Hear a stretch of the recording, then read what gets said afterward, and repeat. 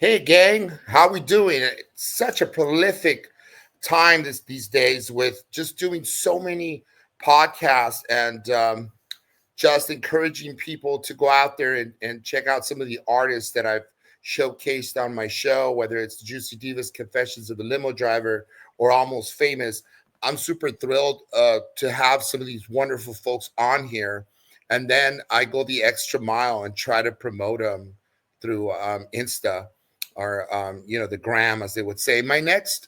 Um, my next guest needs almost no introduction. You might know her from Circle of the Wolves or her solo career. She's a Canadian born singer. This is my first Canadian person I've had on the show, believe it or not. She sings, she's a pop, rock, country, dance, R&B, and she jumps into different genres. She's pretty phenomenal, if I may add. And I met her through a mutual friend, Ted Perlman. He's a producer and he did a slew of things. We haven't spoken in a while because he lied about some tickets he was supposed to get for me. And so we stopped talking. I decided to just cold turkey cut him. Not exactly, but we haven't spoken in a while. I want you to give it up for my good friend and artist, Shimmer Johnson. Hey everybody. How are you, Shimmer? I'm good. How are you? Holy Mother of God, how how in God's green earth did you learn to sing so beautifully? Oh my I've God. been singing since I was like 3 years old and pretty much self-taught. I had a couple lessons when I was around 12 that I paid for myself and Uh-huh. learned breathing techniques in those two lessons that I had. And the rest I pretty much learned myself, practicing and just doing my thing. Wow. So when did Circle the Wolf start? Like how did you join that band? Is that your band? Meaning Yeah. as you're the founder of Circle the Yeah. Wolf? Originally, we were a band called De Benedetta. Um, we had the guitarist that used to play with Cinderella back in the 80s, Barry Benedetta. So when we started that band, we called it De Benedetta because that's actually his last name. When he was signed with the label, they just took off the de Wait, it's and just left noteworthy to it say Benedetta. Pardon? Cinderella is not a fictional character. We're talking about No, the band. nobody's fool, nobody's fool. Yes. Girl, And I'm no fool. Yeah, I can't sing like it, but anyway, yeah, that's the But band, right? I ended up meeting Barry and me, Wow, Corey, Keith, and Barry wrote an album called Shadows by De Benedetta, which is me wow. singing in it.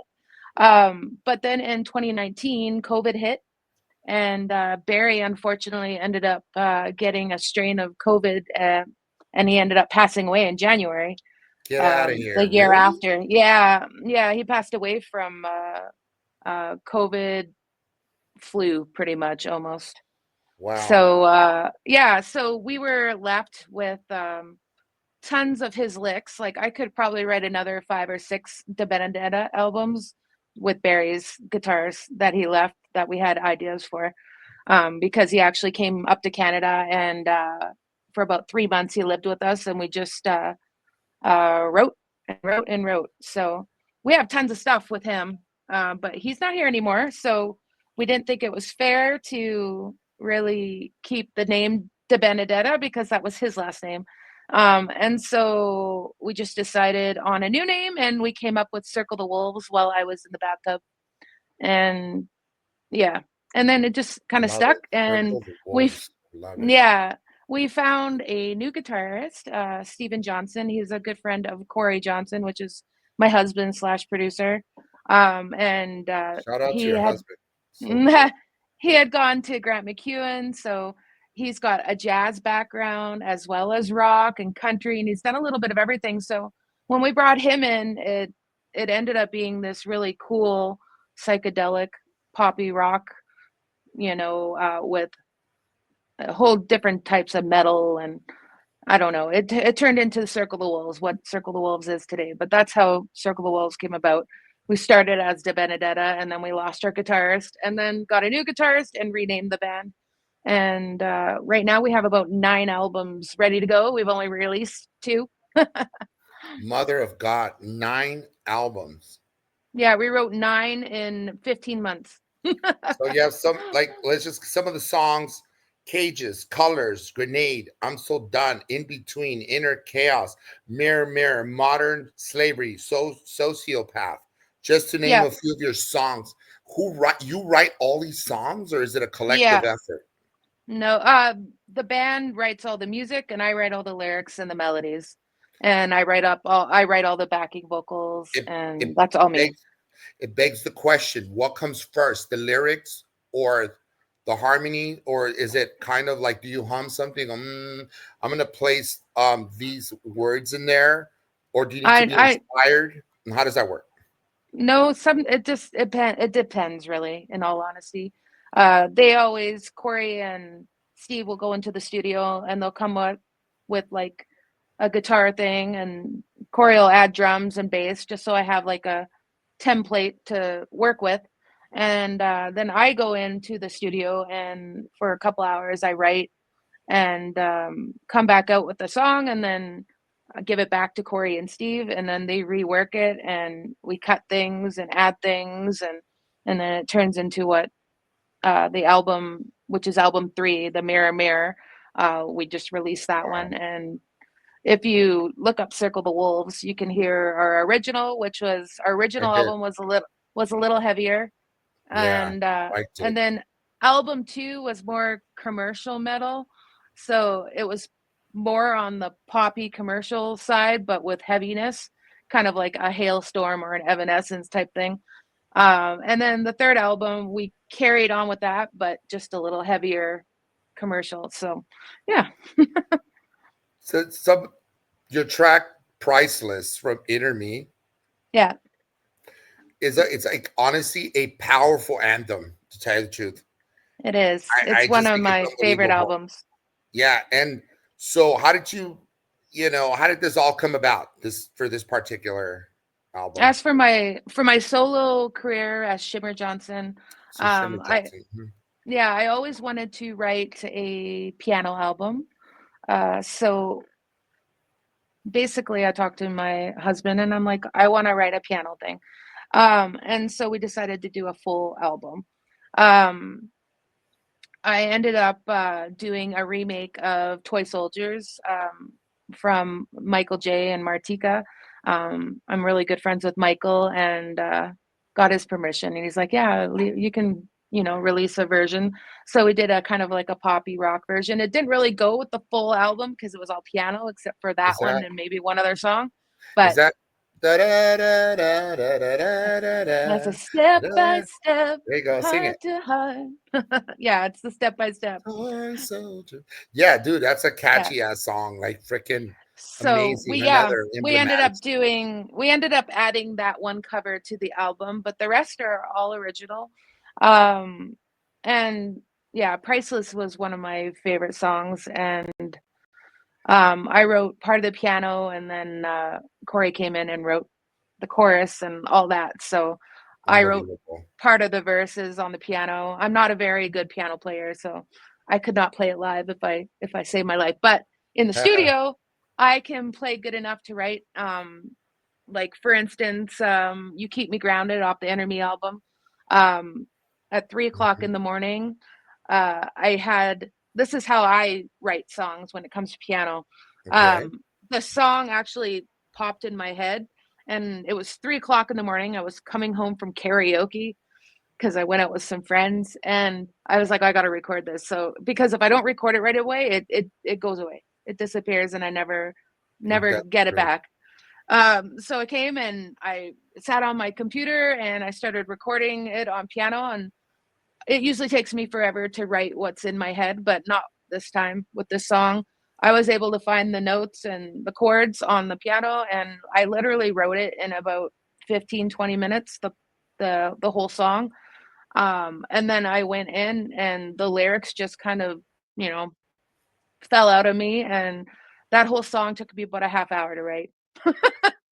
And And then I had Corey come back, and he kept literally all of my piano parts. He added a few pretty things at the beginning because he actually went to college for piano, Yeah. so he can play piano really Holy well. cow.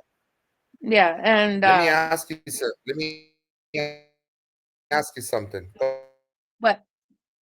Go ahead. I Go ahead. can't hear you cutting out. Mhm. Sorry, I can't hear you. You're cutting out.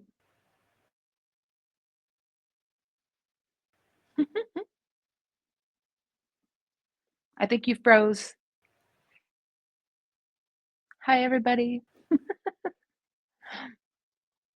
He's frozen.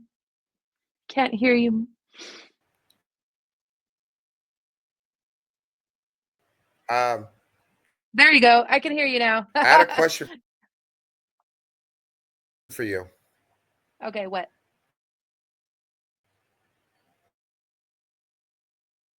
Your song Thunder, it was like, You're cutting out again. hello?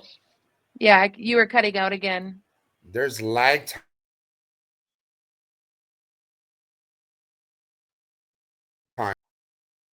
I can't, no. Sorry, guys. I hope you guys are all having a great time. But you can check out my website, shimmerjohnson.com. Hey, Hey, yeah, you were cutting in and out. I couldn't hear you for a sec. yeah, that's so weird. It never really happens. There's only been one other time where there's been lag time. Um, there must have been an earthquake or something. Was that on your end or Maybe my end? that was on your It, end. it, I stayed up. yeah, I somehow couldn't see you anymore. And then it was like it was glitching. We're like in some video game. So let's back Yeah, up.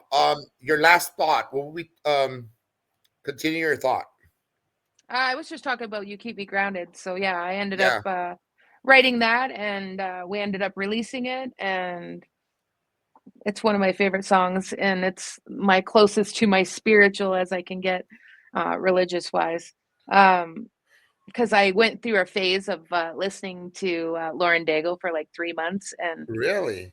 yeah, I love Lauren Daigle, and she's a Christian contemporary artist, and uh, and that's kind of where You Keep Me Grounded and Candle came from, because I listened to that album so much that it very influenced me on those two songs. So What about your song of Thunder? It was featured on MTV's like Sweet 16, right? yeah, back in And 2003, I believe. Yeah.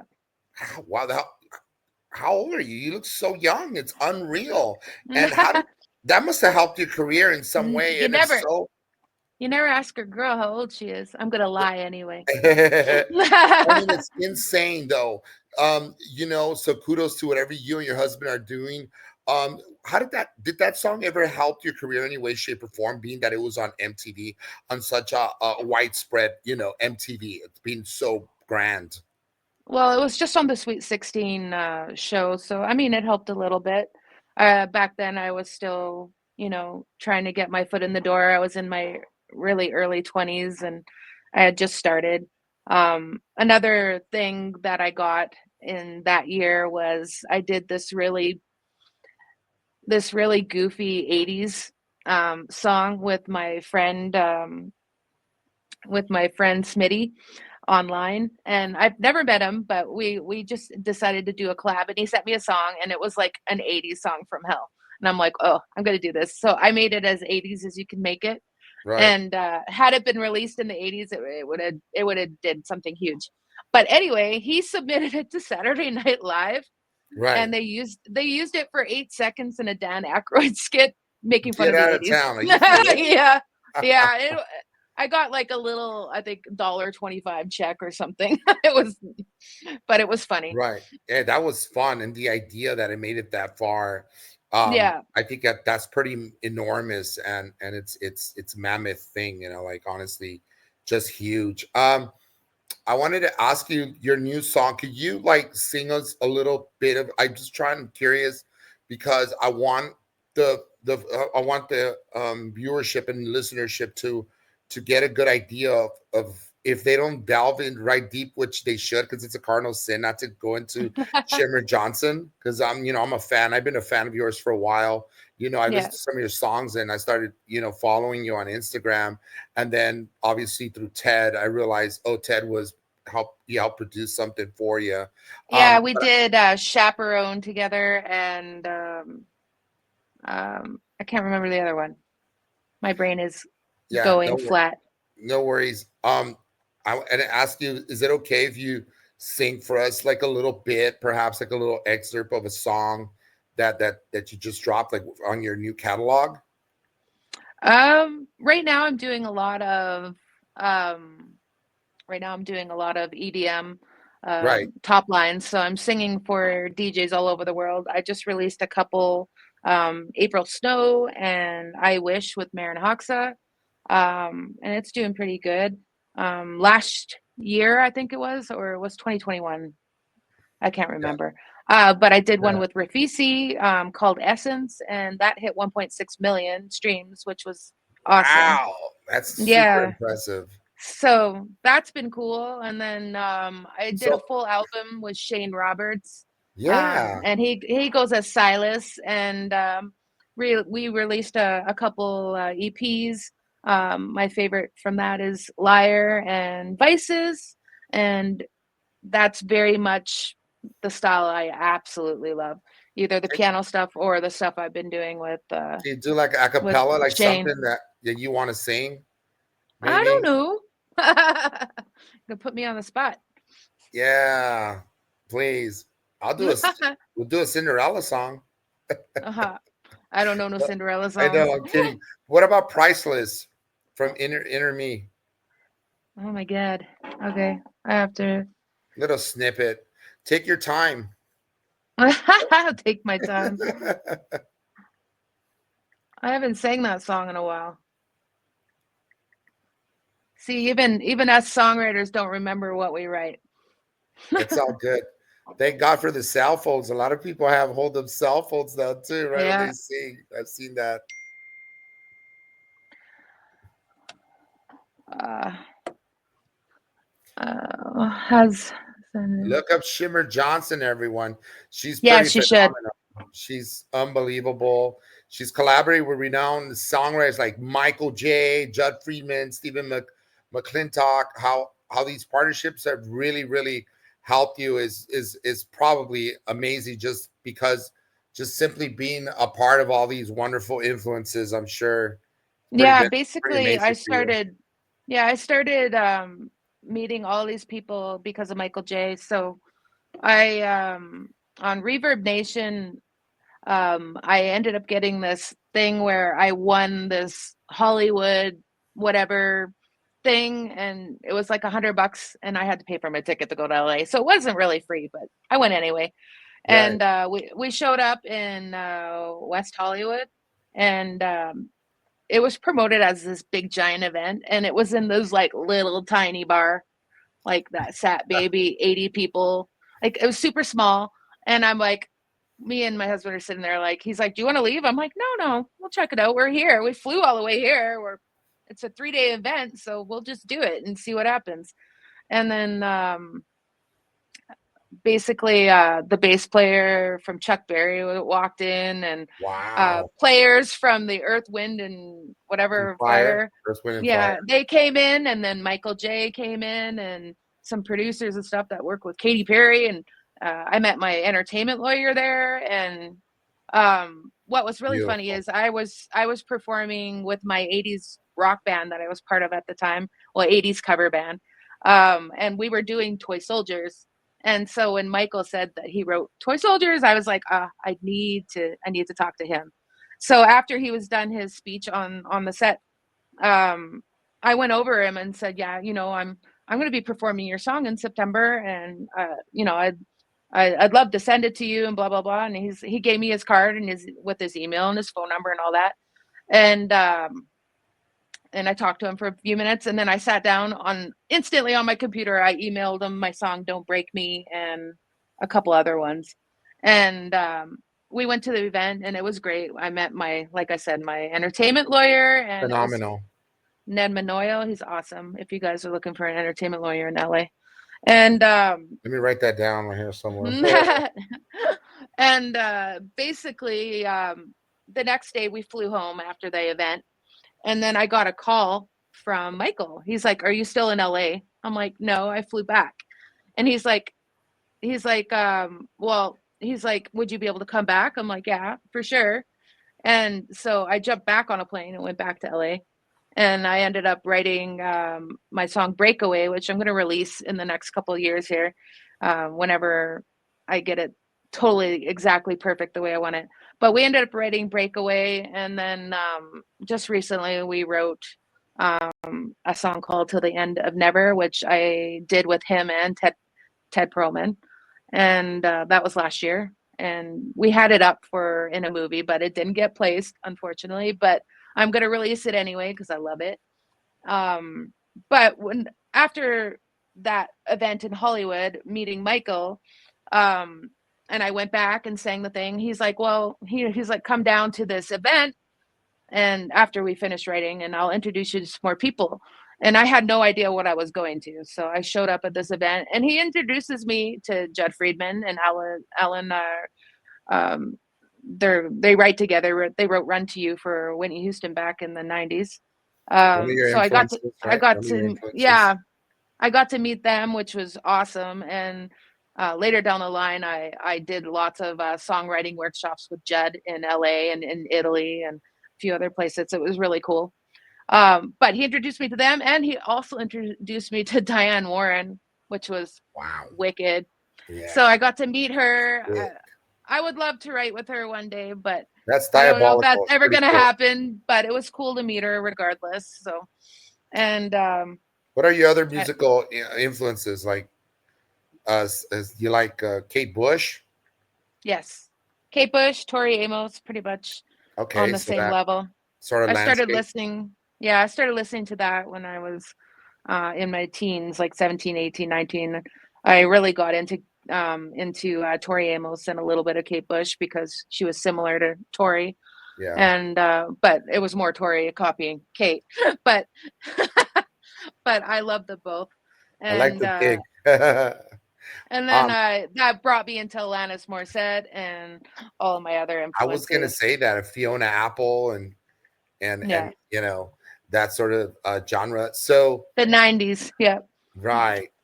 That I totally remember that. I have distinct, very distinct, what do you call it? Nostalgia of the '90s, also of sitting and watching. I think one of the singers just mentioned in a car, like in a 1970s retro car. I can't think. I don't know if it's Fiona Apple or one of them.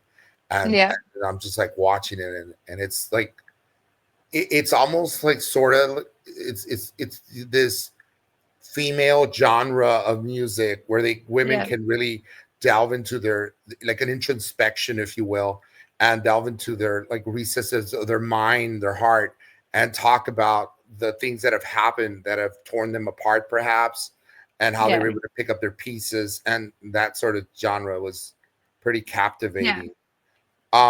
You kind of delve into different landscapes of, like, we're talking on a whole array of music. There's country in there, EDM. You mentioned, like, how do you do that? How do you navigate through all that? Like, how do you find?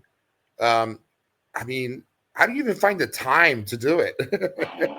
I have lots of time. That's literally all I do for work is music, and I own a production company. So if I'm not doing music, I'm doing more music, and I'm in my recording studio working with other artists and myself. So always doing music. And how do you, like, there's so many diverse styles and distinctive genres. How do you navigate the landscape of it?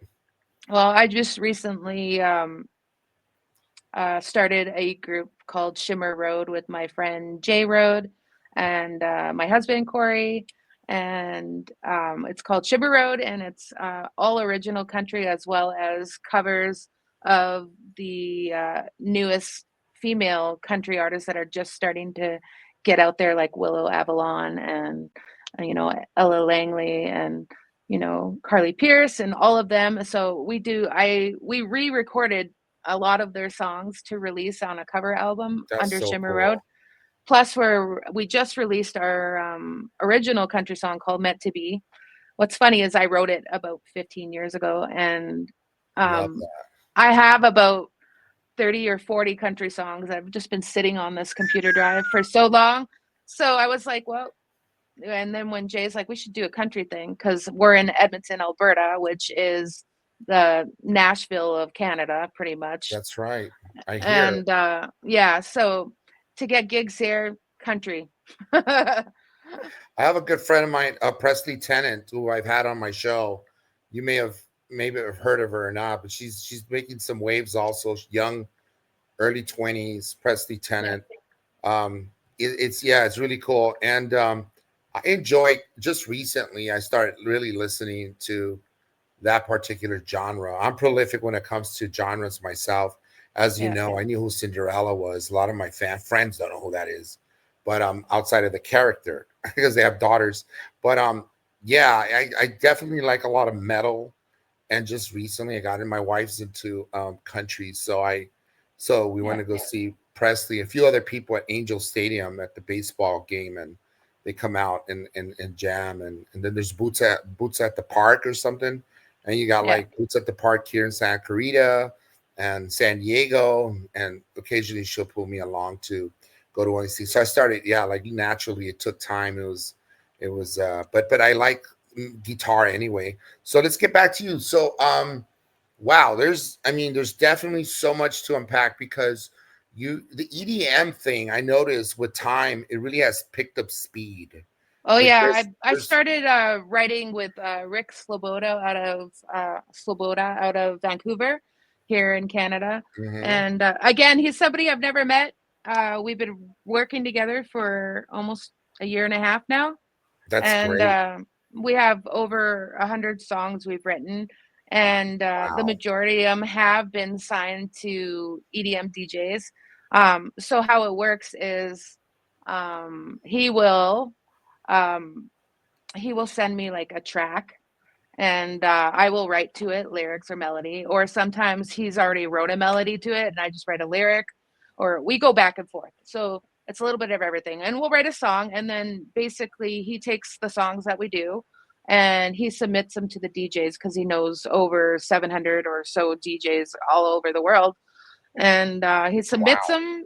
And then if they approve it, then it's great. And if they don't, we just keep on going until somebody takes on the song. So we, like I said, we have over 100 that we've written together, and about half of them are signed to DJs, but the DJs do take anywhere from 6 months to 2 years to put them out. So they'll be like, yeah, putting it out this date, and we'll know. But it's like it's really last minute. But what's funny is the DJs, what they do is they kill Rick's music completely, and they keep my vocals, and then they build a new music around my vocals. No kidding. Yeah. So basically Rick's music is just kind of like a stand-in Right. for the DJs. Yeah. So it's like a method to the madness. It's nuts Yeah. how there's people, doing all kinds of intricate things, it's a lot Yeah. more intricate than you wonder. And um I love the EDM stuff too because it's something I don't have to tour. So I can write it for years and days, and the DJs are touring it, right? So, yeah, unless it's a big show and they want me there to sing the one song, then they would fly me out and I would go and sing it. But yeah, for the most part, I don't have to tour those ones. And yeah. yeah, Wow, wowzers. I mean, it's to me, it's so impactful. Like the music in and of itself. I come from my dad was a musician, and yeah, so growing up, music is so near and dear to my heart. Literally, quite literally, music yeah, produces. It'll produce various feelings and take you down that rabbit hole of like emotions, yeah, where you find yourself, you lose yourself. It gets you through breakups and makeups and all the rest and everything in between. You are quite in the best way, like the lack of better words, you're a genius, you're a virtuoso. you and your husband, I mean, you guys are definitely meant to be together. It's perfect. You got a like an ensemble, great ensemble at home. And Oh it yeah. sounds like everything works for you. And one of the coolest things I think is you keep reinventing yourself. How Oh is yeah. that? How do you keep your voice? How do you keep like your sound fresh though? Like what I'm trying to say, I know obvious clearly you're evolving and like an ever evolving force, but I'm trying to say like in terms of your unique authenticity as an artist. I listen to so much music and I keep current to what everybody is putting out. So when I'm writing new stuff, I have influences of the new material that's out there, plus my Okay. old stuff. And I found my voice when I did that Inner Me album. I finally found exactly how I like to sing and how I like to do things, and it works really well singing the way I started singing with the Inner Me album with Circle the Wolves. It works with my EDM stuff, and I finally found my voice. Before that, I was just trying to mimic people, right? And then when I finally found my thing, it's got even better and better. And when I first started my career, we recorded a whole bunch of stuff, and we couldn't figure out why it wasn't hitting. And I'm really thankful to my sax player for this. We don't talk anymore, but I am very thankful for this.